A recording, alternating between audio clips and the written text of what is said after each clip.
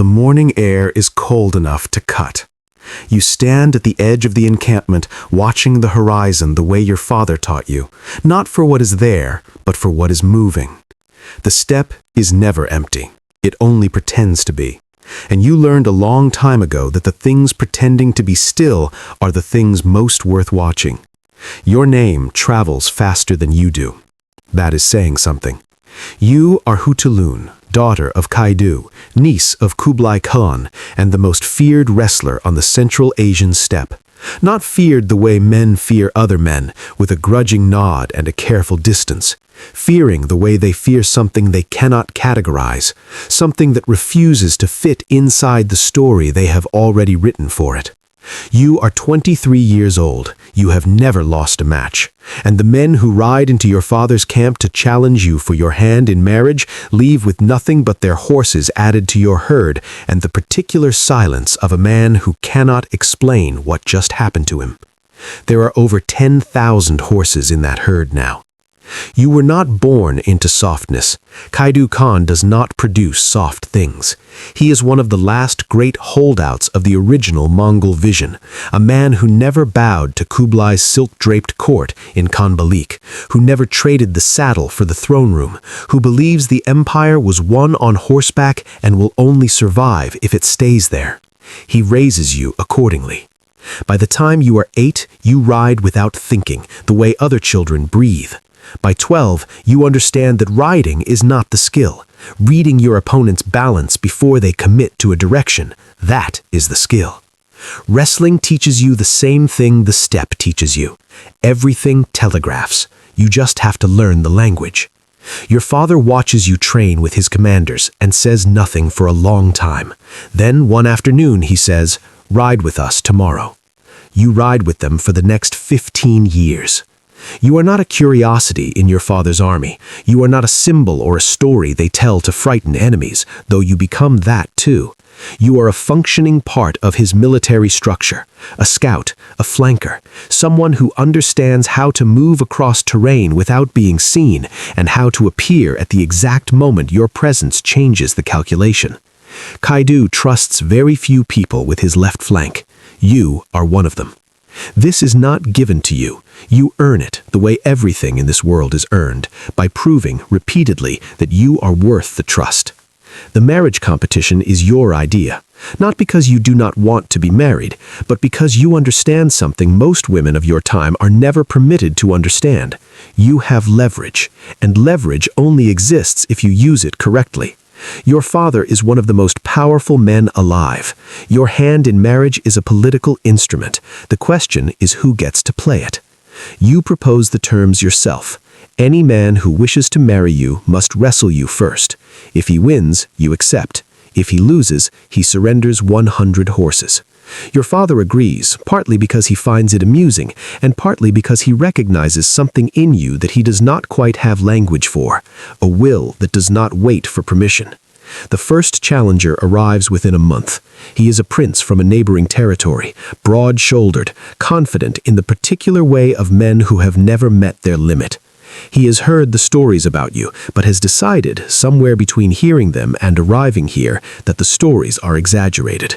This is the first thing you notice about him, the way he dismisses what he has not yet tested. You give him nothing in the first 30 seconds. You let him feel like he is winning. Then you take his balance. You have always been better at this than people expect, not just the physical mechanics of it, but the psychological dimension.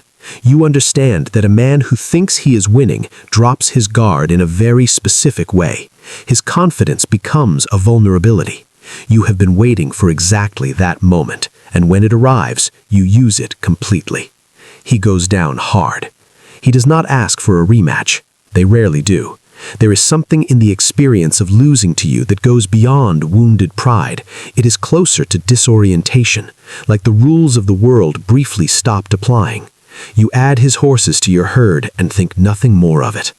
Over the next several years, the number climbs. 30 men, 60, 100. The stories about you migrate across the steppe, through trade routes and military camps, and the courts of distant rulers. Some of them are accurate, many of them are not. You learn quickly that you cannot control what people say about you, only what you do and what you refuse to do. Marco Polo will eventually write about you. He will call you a maiden of great beauty, which is true, and describe how no man could overcome her, which is also true, though he will frame it as a curiosity rather than a strategy. This is what men do with women who operate outside the designated boundaries. They frame it as unusual rather than intentional. They make it a story of exception rather than a story of will. You are not an exception. You are a decision. The psychological weight of the competition accumulates in ways you did not fully anticipate when you designed it. You begin to notice that the men who come to challenge you fall into recognizable categories.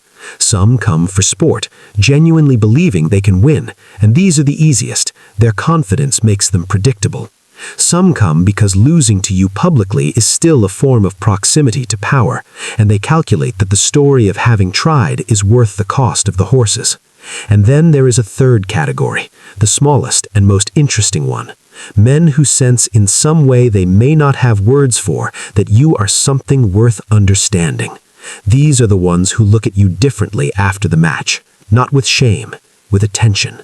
You are not sure what to do with the third category. Your role in your father's campaigns grows. You fight alongside his commanders at engagements that historians will later argue about and partially erase, because the presence of a woman who functions as a military officer does not fit the story they are trying to tell.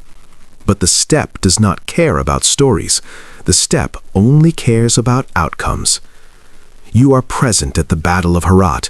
You ride with the eastern flank during the campaigns against Kublai's forces, your father's long refusal to submit to the Khanbali court finally crystallizing into open military confrontation. You understand the political dimensions of this conflict in ways that go beyond simple loyalty. Kaidu is not just fighting for territory, he is fighting for a version of the Mongol identity that he believes the Silk Road wealth of Kublai's court has softened beyond recognition. You believe something similar, and then you begin to question whether you believe it because it is true or because your father believes it, and you have been riding beside him long enough that his convictions had become part of the air you breathe. This is the thought that starts to cost you sleep. Not the fighting, not the risk, not the thousand small violences of a life lived at war. The question of which of your beliefs are yours and which ones were handed to you so early you cannot tell the difference anymore. You say nothing about this to anyone. The steppe does not reward that kind of conversation. Kaidu died in 1301. The transition that follows is not clean. It never is. Power does not transfer. It fractures, and then the fragments reassemble around whoever is strong enough to hold them. Your brother Horus inherits the Khanate. The politics around him are immediate and consuming and not entirely in his favor. There are factions within your father's former coalition who believe the leadership should have gone elsewhere. There are external pressures from Kublai's successor pushing on the borders your father spent his life defending. You support your brother, publicly, consistently, without calculation, or at least with less calculation than most people in your position would apply. This surprises people. They expected you to maneuver. You were always the sharper one, everyone knew it, and the assumption was that when Kaidu died, you would position yourself for something. But you understand something they do not. You know what it costs to hold that kind of power. You have watched your father carry it for decades. You have seen what it does to a person's relationship with trust, with certainty, with the ordinary pleasures of a life that does not require constant strategic maintenance. You do not want that weight. You want the freedom to ride where you choose and fight when you choose and answer to no one whose authority you did not personally decide to respect. The marriage competition eventually ends. You marry a man named Abtakul, a warrior of your own choosing, on your own terms. The historical record is sparse on the details of this, which is itself a detail worth sitting with. The choosing that happens outside the competition, the quiet private decision after all the public theater, leaves less of a trace. There is a moment, sometime after your father's death, when you were riding alone on the eastern edge of the territory, the kind of riding that has no military purpose, just movement for its own sake, the way you have always used the steppe to think. And you understand something that has been assembling itself in you for years without your permission. The competition was never just about horses. It was about a question you were asking the world before you had language for the question. Not, can you beat me? That was always answerable, and the answer was almost always the same. The real question was different. The real question was, what will you do when the story you were told about how this is supposed to work turns out to be wrong? Most of the men who rode into your father's camp had been told a story their entire lives. The story had a particular shape, a particular set of rules about what men do and what women are for, and how power moves and who holds it. And then you stood across from them, and the story stopped working. And in that gap between what they expected and what was actually happening, that is where you learned everything you needed to know about a person, about how they respond when reality does not cooperate with their certainty. Some people reach for the story harder. They insist on it. They find a way to explain what happened that preserves the original shape of the world they were given. Some people let the story go. You have always been more interested in the second kind. The wind moves across the steppe the way it always has, indifferent to everything. Your horse breathes beneath you. The horizon is wide and empty and full of things that are only pretending to be still. You do not know how much time you have left. Nobody does. But you know this. No one claimed you, not a single one of them. And in a world that was designed at every level to ensure that someone would, that is not nothing. That is in fact everything.